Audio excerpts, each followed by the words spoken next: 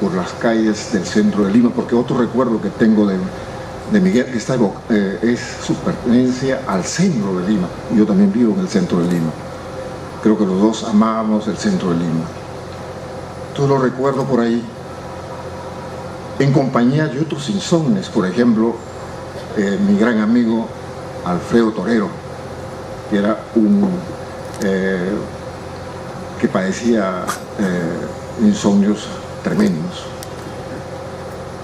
Era un hombre, Miguel, muy jovial, muy buen amigo, y ha destacado acá el historiador de la Puente, que era muy generoso. Y yo les voy a contar hasta qué punto llegaba su generosidad conmigo, puesto que uno de mis libros, no solamente uno, pero fundamentalmente La violencia del tiempo, debe mucho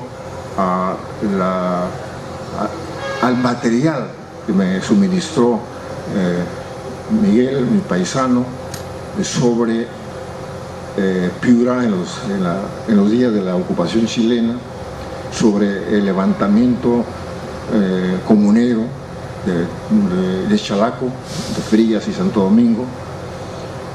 Y también, por ejemplo, me dio mucho material sobre las familias y los linajes piuranos, entre ellos la familia Seminario.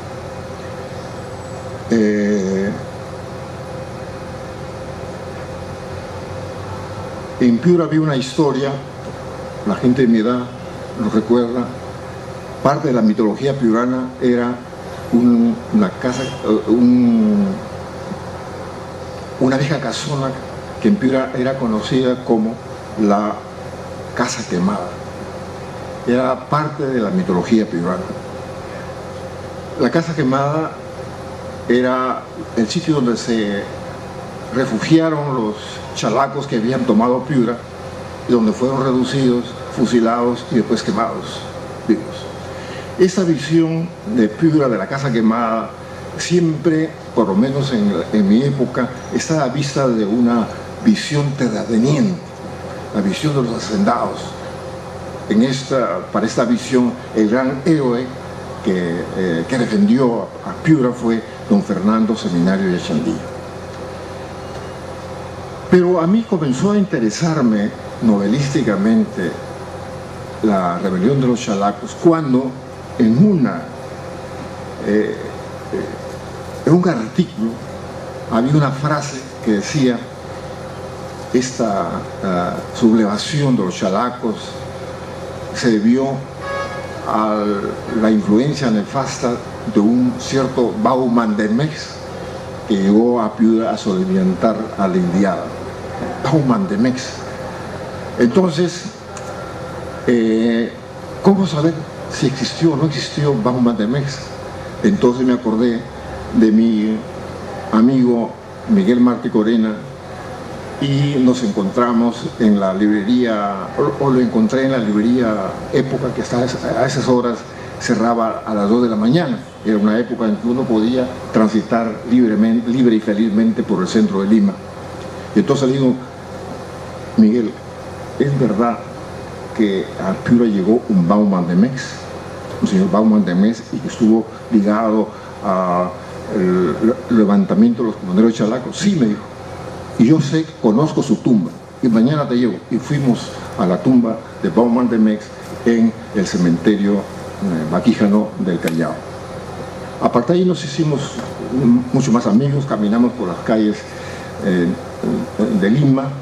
Era un fumador empedernido, no era un bebedor, lo cual no necesariamente es una virtud.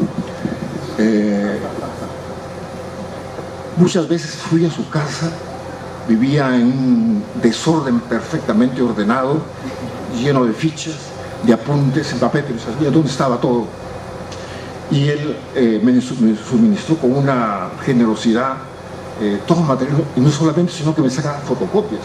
Él mismo sacaba fotocopias, me llamaba: Miguel, tengo tal documento. Así que lo visité, conversé mucho con él, y para mí lo que me interesaba era la existencia real de un Bauman de Mex. Después, por supuesto, viene la invención, porque todo lo que se dice ahí ya es un personaje inventado. Bien, también me contó anécdotas sobre los días de la ocupación chilena, me contó anécdotas de las familias tradicionales de Piura, y todo eso creo que recreado, reinventado, están en las páginas de varias de mis novelas, especialmente en La violencia del tiempo. Esta noche quiero recordar que mi paisano, unos 15 o 20 días antes de fallecer, me llamó a mi casa para entregarme, para anunciarme la publicación de su libro, y quería que yo fuera uno de sus presentadores.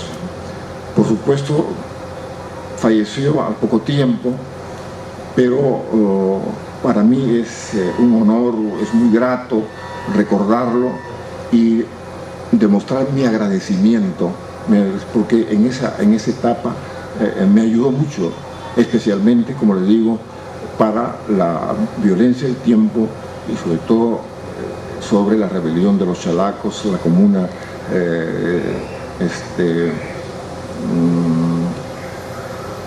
la presencia de Baume-de-Mex en Piura como un eco de la Comuna de París. Es cosa interesante, en esa época, en las cartas de Ricardo Palma, ¿no?, después de la toma de Lima por los chilenos, el populacho pues decía: toma Lima, saquea Lima. Entonces forma una especie de guardia nacional con las delegaciones extranjeras, y según Ricardo Palma, que a veces era exagerado escribiendo, que esa noche fusilaron a 200 se llamaban comunistas, que por las ideas que ellos propagaban. Luego en una memorias no escritas por él, de Cáceres, se menciona también la presencia de un francés en la Cerro de Pasco, que también divulgaba ideas socialistas. Entonces, Baume-de-Mex pertenece a esa generación de gente exiliada de Francia, que llega a diferentes puntos de América y van cultivando, sembrando las ideas. Pero yo creo que no me sentí capaz de empezar a escribir, empezar a imaginar a Baume-de-Mex sin ese aporte histórico de mi paisano y recordado Miguel Martí Corena Estrada. Así que a los familiares que están presentes quiero dejar constancia de el cariño, el afecto agradecido que le guardo a él, que sé que además era un gran maestro. He estado siempre rodeado de discípulos, lo que me ha dicho acá el historiador es verdad.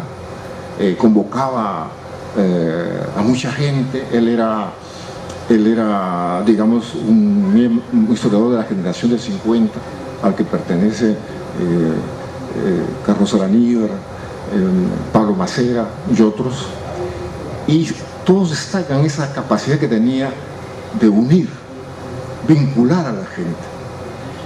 En